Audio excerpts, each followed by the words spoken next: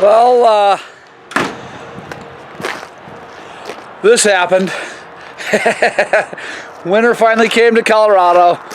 So, yeah, it's a good thing. Snow means water, water means traction, and water for farmers and all that good stuff. So it's awesome. Today is the last day of work before I get my hip replaced. So I'm pretty stoked, got a few things to do. I really cannot wait to get this hip done. It is just seriously painful all the time at this point. So stoked. Yeah, gonna just vlog this day. I think I got a KTM to work on, a little 85, so let's get to work.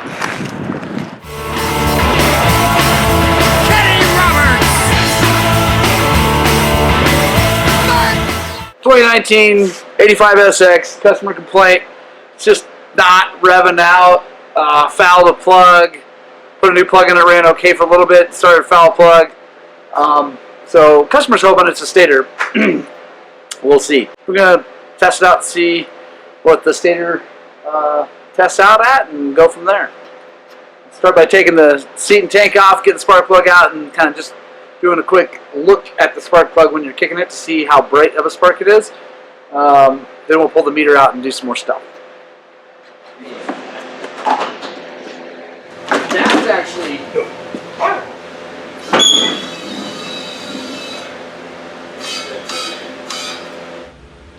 loaded.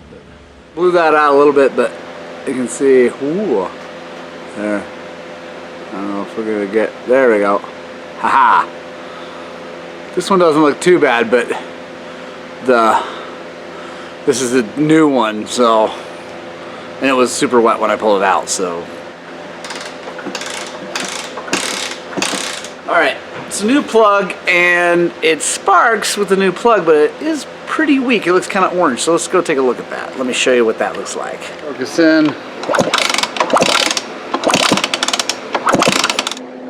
So, really, the only thing on a moto bike like this that doesn't have a battery or anything like that, I say the only thing, this is a bit of a caveat, but generally, most of the time, the only thing that's going to cause that is a stator failure, because the stator in these bikes is what creates the energy for spark, and there's a little pulsar coil that tells it when to spark. And the computer up here is what does all the calculations and actually decides when it sparks.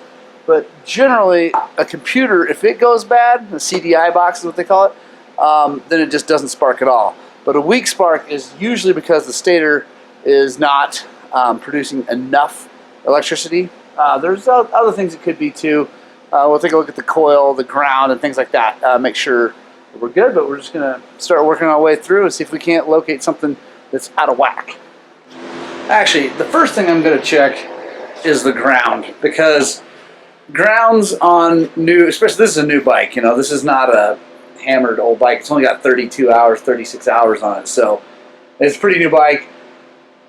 The ground for the ignition can be bad. It can be like corroded or not quite grounded well enough or something like that, so we're going to take a look at that first, and then we'll go to the stator and check the specs on that. The ground we're looking for is right up here. It looks like they did get, let me show you. Well, it needs to ground to the chassis, and you can see there's no paint right there, and that's good. There's some, you know, they probably paint the whole frame and then they grind that off and make sure that this grounds. We're gonna loosen and retighten these bolts because there's the ground right here for the ignition. I'm gonna loosen them, check it out, maybe run some emery cloth across the frame and everything, and then put it all back on and see if that changes how bright that spark is. It really looks pretty good. We'll go ahead and hit it real fast with the sander and put it back on and see if that changes anything.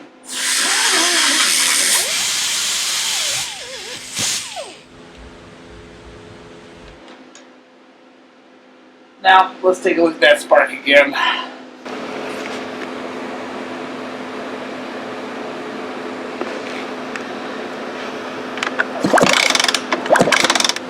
No real change.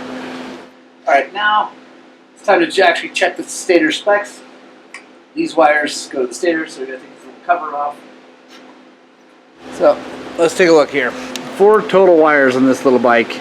There's 2 wires that are going to be for the exciter coil or the energy for the spark, and then 2 wires for the pulsar coil or crank position sensor.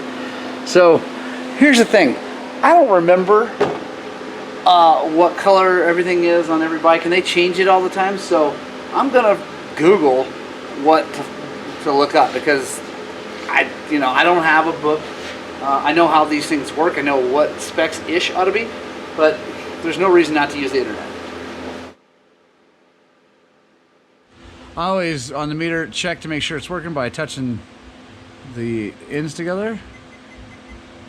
There we go. Very low resistance. That's how it should be. So now we're going to bring this over, and we're going to start with, let's just start with green to red. See if that makes any kind of connection. Okay.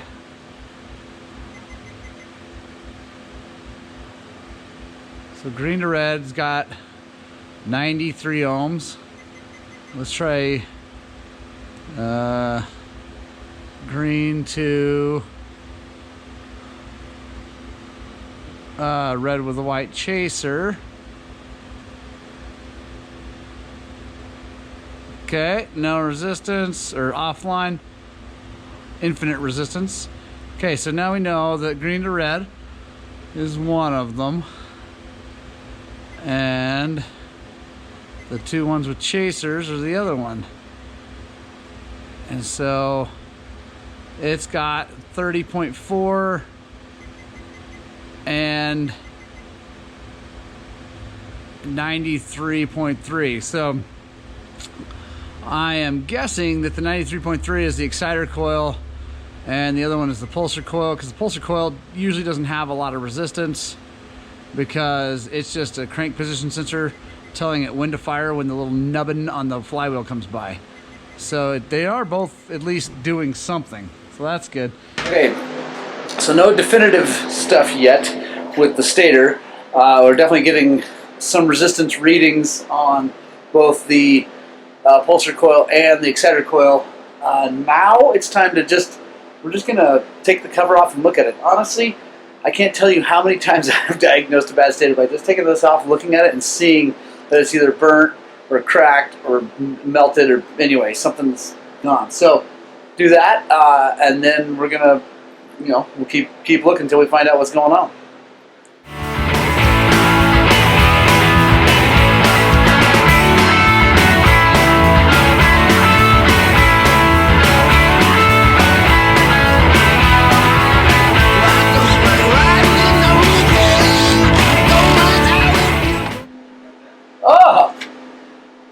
Nope, there we go.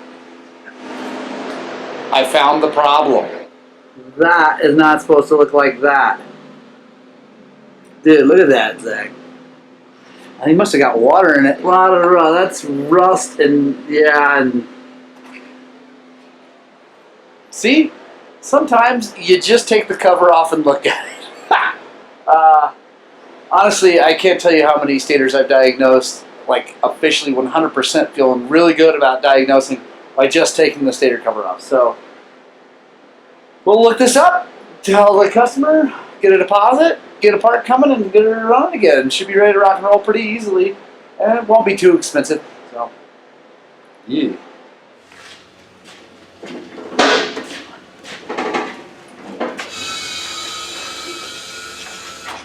Next up, fork seals on the Beta that we're putting the motor in.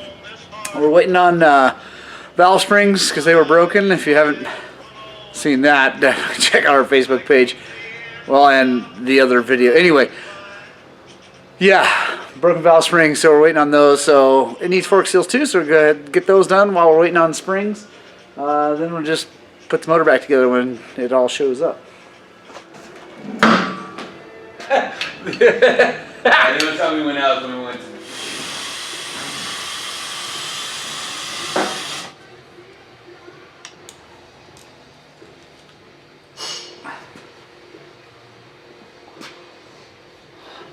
Leaky. Gonna clean them up first. Alright, so we're taking these forks apart and we got a lovely surprise from Marzocchi and Beta. So as I was taking the bottom off. I pulled it out and it came out looking like this. And that's not good because that's the valving. And let's take a look in here. Yeah. And the piston's in there. It's, yeah, it's awesome. So we're going to try to be real careful when we take this thing apart and get all that out without mixing up the shims so we can put it back together and red Loctite the heck out of it so it doesn't happen again. So yeah, let's join me for this little adventure in motorcycle mechanics. So that piston is cocked in there, which is causing it to not want to come out. See if we can't straighten it up just by a little tappy tap.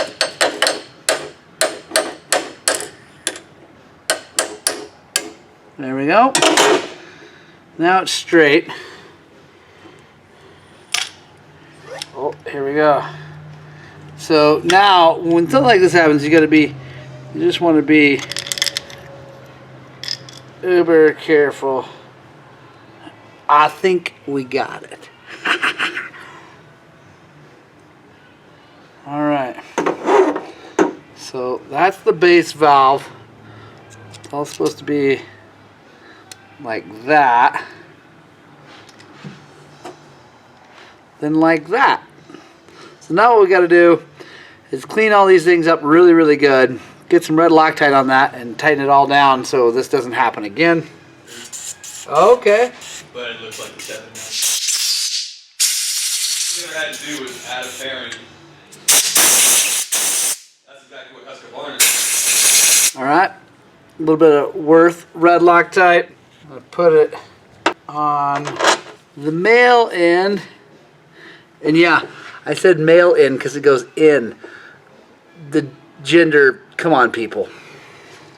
Now, on this one, you want to be careful about not getting too much Loctite on there because it can go in and it can make the adjuster stick. So I just wiped a little bit off. Now we're going to go in. Now we can tighten this down, and that's not ever going to happen again. One of the reasons you use red Loctite on these is if you're not careful, this is steel, the other part's aluminum. Anyway, you can really mess this up by over tightening. So you want to just go easy on the tightening, but have some good thread locker on there so it holds it together. All right, crisis averted. Now I'm gonna do seals. These are just like every other seal as far as taking this apart, so I'm not going to bore you with that part, but we're going to go ahead and take these seals out, Scotch-Brite these and put a crosshatch back on it, put it all back together, get the oil height set right and put it back on. So enjoy the time lapse.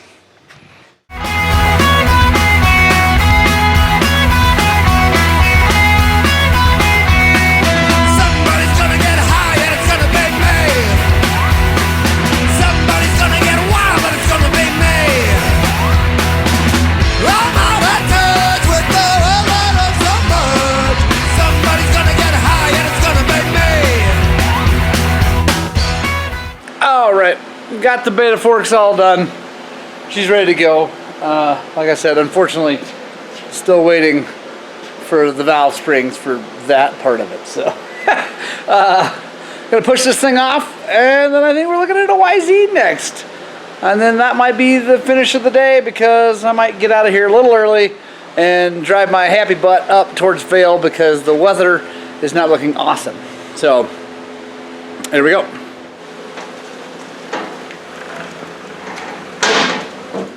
So, customer complaint. This is it's a YZ250. They're all the same, which is why I love them so very much. So, customer complaint is that it keeps fouling plugs. I gave him jetting specs on what I always run on my YZs, and he just rebuilt the motor himself. He's a great mechanic. Doesn't know a ton about jetting, but anyway, I'm not worried about the engine. It's got tons of compression, but it keeps fouling plugs. So he brought me the carburetor. I cleaned it really good for him and checked the jetting, make sure everything was good. It was, but it keeps fouling plugs, and I think it is the power jet that is causing an issue. So these carburetors have an extra, almost like main jet, like a tube that comes up into the bell of the carburetor on the airbox side, and it opens and closes electronically.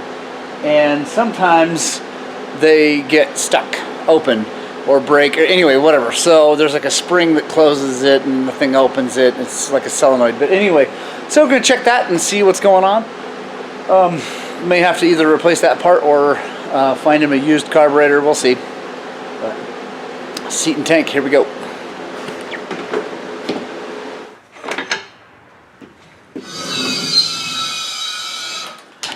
So to test this, you really need the carburetor all the way off of the bike. So we're going to go ahead and take that off, and then I'll show you how we check this thing out and see if it's working. There we go. See that brass tube sticking out in there? That brass tube, that's the power jet. This thing right here is the controller for it, and the wires are right there. So now what we're going to do is we're going to test it. We're going to unscrew this plunger, because it's just a plunger. We're going to unscrew this plunger, take it out, and check it with a battery and see if it's moving like it's supposed to move. Alright, so we got our battery, got leads hooked up to positive and negative, and we got the positive hooked up to this side, and we got these little probes that are cool because you can stick them down inside the plug. And then we're going to take this and we're going to watch that end when I touch this other thing and see. So it seems to be working. So now we got to figure out why it's fouling plugs. Now we just saw earlier today the KTM 85 that had problems like that, so we'll check the stator probably first, because yeah, I have a feeling, since it's not that part, those parts fail all the time, and I don't think that's a problem. I got to figure out if it's moving far enough, but I think it is. And I think the rubber on it's all good, so I don't think that's the issue. So now we probably need to check the stator, see how it's sparking, because I have a feeling that's probably our problem. So it's definitely sparking. This plug is definitely fouled, so I'm still going to look at the stator because I feel like there's something going on. Phone's ringing, Zach's out getting lunch. Let's go see who it is.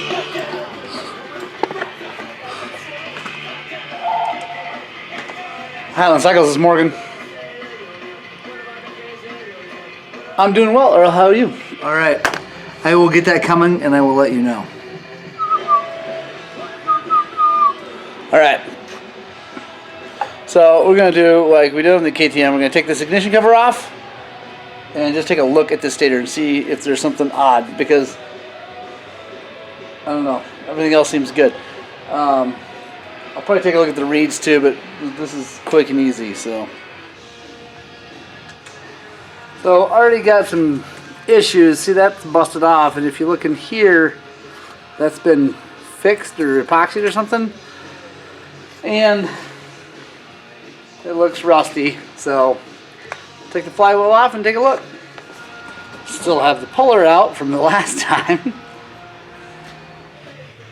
So this doesn't look terrible.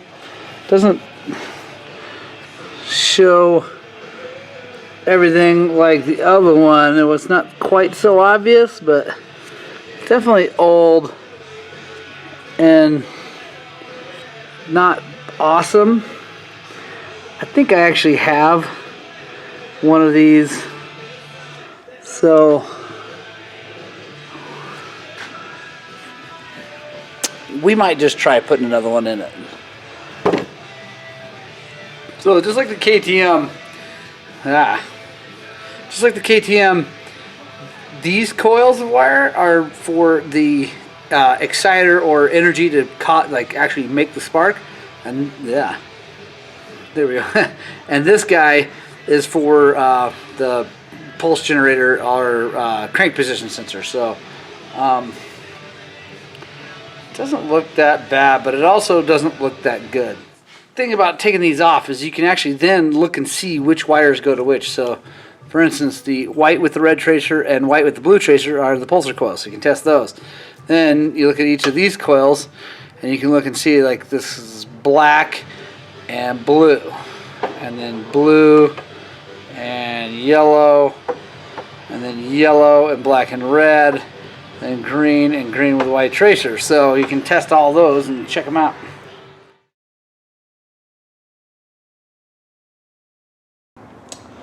All right, well, we got it all back together. I think we actually replaced the reeds, and I found something wrong with the choke plunger that I think we got all sorted out. Seems to run pretty good. Sorry that I didn't film all that, but you know what? I got a boogie. I'm going to get a brand spanking new hip. So, yeah, that's what I'm going to go do. I got to get out of here right now. Thank you guys so much for watching. I hope that you enjoy what we do here. If you do, go ahead and hit the subscribe button. That'd be awesome. Go ahead and click the little notification bell. Get that on so that you know when we do new videos. And yeah, stay tuned for lots more content. No more rides for a little while for this guy, but I will be doing a ton of other cool stuff as we go through the winter. Have a great day. Spread the gospel of two wheels, and please find a little bit of time to ride your dirt bikes.